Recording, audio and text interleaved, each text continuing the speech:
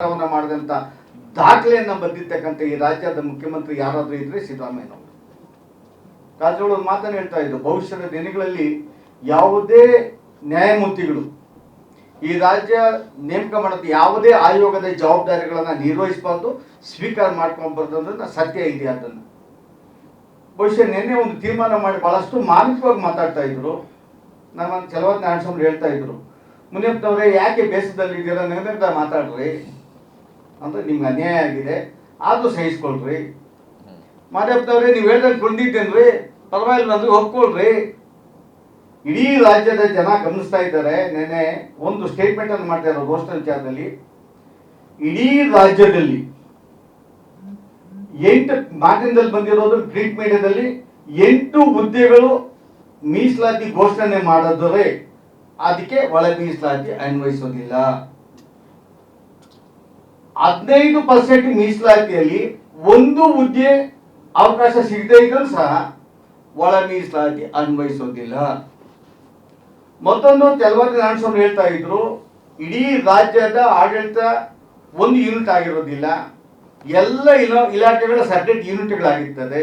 ಎಲ್ಲ ಇಲಾಖೆ ಒಂದು ಹುದ್ದೆ ಪದವಿ 15 ಹುದ್ದೆಗಳಿಂದ ಕಡಿಮೆ ಇದ್ದರೆ ಯಾವುದೇ ಮೀಸಲಾತಿ ಇಲ್ಲ ಅಂದರೆ ಇಡೀ ರಾಜ್ಯದಲ್ಲಿ ಇರ್ತಕ್ಕಂಥ ಕೋಆಪರೇಟಿವ್ ಸೆಕ್ಟರ್ ಇರ್ಬೋದು, ಕಾರ್ಪೊರೇಷನ್ಸ್ ಇರ್ಬೋದು, ನಿಗಮಗಳಿರ್ಬೋದು, ಫೆಡರಲ್ ಬ್ಯಾಂಕ್ಗಳಿರ್ಬೋದು, ಸ್ಥಳೀಯ ಸಂಸ್ಥೆಗಳಿರ್ಬೋದು, ಈ ಎಲ್ಲ ಸಂಸ್ಥೆಗಳಲ್ಲಿ, ಯೂನಿವರ್ಸಿಟಿಗಳಲ್ಲಿ ಕೆಲವು ಹುದ್ದೆಗಳು ಒಂದು ಹುದ್ದೆನೂ ಇರೋದಿಲ್ಲ, 2 ಹುದ್ದೆನೂ ಇರೋದಿಲ್ಲ.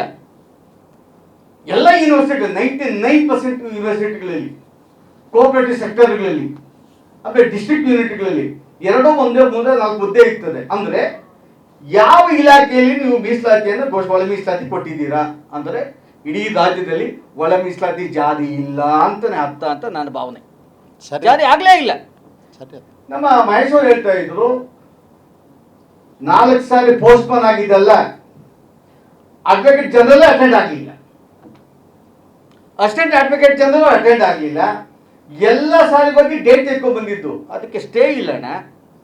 ನೀವು ಉದ್ಯೋಗಗಳನ್ನು ನೇಮಕ ಮಾಡ್ಕೊಳ್ಳಿ, 56% ಮಾಡ್ಕೊಳ್ಳಿ, 6% ಬ್ಯಾಕ್ಲಾಗ್ ಅಂತ ರಿಸರ್ವ್ ಮಾಡಿ ನೀವು ಅಪಾಯಿಂಟ್ಮೆಂಟ್ ಕಂಟಿನ್ಯೂ ಮಾಡ್ಬೋದು ಅಂತ ಹೇಳಿದ್ರು. ನೀವು 17ಕ್ಕೆ ಮಾಡ್ಕೊಳ್ಳಿ, 24ಕ್ಕೆ ಮಾಡ್ಕೊಳ್ಳಿ, ನೀವು ಹ್ಯಾವ್ ನೋ ಅಬ್ಜೆಕ್ಷನ್. ಆದರೆ 6% ಪಕ್ಕಕ್ಕೆ ಮಾಡ್ಕೊಳ್ರಿ ನೀವು, ನಾವು ಯಾರು ನಿಮ್ಗೆ ತಡೆ ಮಾಡೋದಿಲ್ಲ ಅಂತ ಹೇಳಿದ್ರು. ಇಡೀ ರಾಜ್ಯದ ದಲಿತರ ದಿಕ್ಕನ್ನು ತಪ್ಪಿಸಿದ್ದಾರೆ. ಯಾರು ಪರಿತಪಿಸ್ತಾ ಇದ್ರು ನಮಗೆ ಮೀಸಲಾತಿಯಿಂದ ಉದ್ಯೋಗ ಸಿಗ್ತದೆ ಅಂತ ಹೇಳ್ಬಿಟ್ಟಿದ್ದಾನೆ. ಆಮೇಲೆ 56ಕ್ಕೂ ಹೆಚ್ಚು ಏನು ಉದ್ಯೋಗಗಳನ್ನ ಅದನ್ನ ಆಗ್ಬಾರ್ದಂತಾನೆ ಈ ಗೊಂದಲ ನಿರ್ಮಾಣ ಮಾಡ್ತಾ ಇದ್ರು. ನಾಳೆ ಕೋರ್ಟಲ್ಲಿ ಹೋಗ್ಬೇಕು, ನಾಳೆ ಕೋರ್ಟಲ್ಲಿ ನೆಕ್ಸ್ಟ್ ಮಂತ್ ಕೋರ್ಟ್ ಇದೆ. ಇವತ್ತವರೆಗೂ ಒಂದು ಅಫಿಡೇವಿಟ್ ಹಾಕಲಿಲ್ಲ. ನಾವು ಒಳ ಮೀಸಲಾತಿ ಅನ್ವಯ ಮಾಡಿಕೊಂಡು ಉದ್ಯೋಗ ಮೀಸಲಾತಿ ಕೊಡ್ತೇವೆ ಅಂತ ಆಗಲಿಲ್ಲ.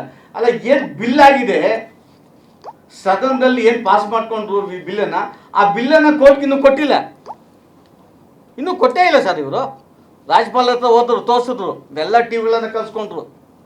ಏನೋ ಕೇಂದ್ರ ಸರ್ಕಾರ ರಾಜ್ಯಪಾಲರು ಕೈಯಲ್ಲಿದೆ, ಮಾಡಿಸ್ತಾ ಇಲ್ಲ BJP ಅವರು ಅಂತ ಹೇಳ್ಬಿಟ್ಟಿದ್ದಾರೆ. ಅದು ತೋರ್ಸೋದಕ್ಕೆ ಹೋದ್ರು.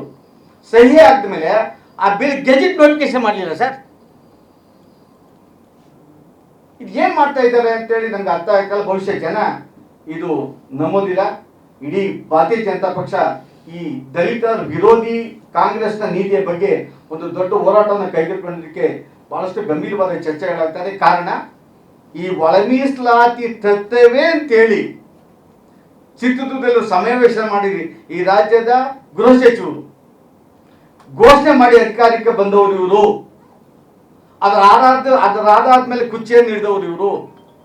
ಇವತ್ತು ಅದೇ ಮೀಸಲಾತಿಯನ್ನ ದಿಕ್ಕು ತಪ್ಪಿಸಿ ಮೀಸಲಾತಿಗೆ ಅರ್ಥ ಇಲ್ಲದೆ ಮಾಡಿ ಇವತ್ತು 180% ಎಲ್ಲ ಸಹಕಾರಿ ಕ್ಷೇತ್ರಗಳಲ್ಲಿ, ಎಲ್ಲ ಕೋಆಪರೇಟಿವ್ ಫೀಲ್ಡ್ಗಳಲ್ಲಿ ದಲಿತರು ಪ್ರವೇಶನೇ ಮಾಡಬಾರ್ದು ಆಡಳಿತದಲ್ಲಿ, ಆ ಒಂದು ವಾತಾವರಣ ನಿರ್ಮಾಣ ಮಾಡಿರ್ತಕ್ಕಂಥ ಈ ಕಾಂಗ್ರೆಸ್ನ ಒಳ ಮೀಸಲಾತಿ ನೀತಿಯನ್ನ ವಿರೋಧ ಮಾಡಿ ಇಡೀ ಜನ ಎಚ್ಚೆತ್ಕೋಬೇಕಂತೇಳಿ ಈ ತಮ್ಮ ಮುಖಾಂತರ ಜನತೆಯಲ್ಲಿ ಪ್ರಾರ್ಥನೆ ಮಾಡ್ತಾರೆ.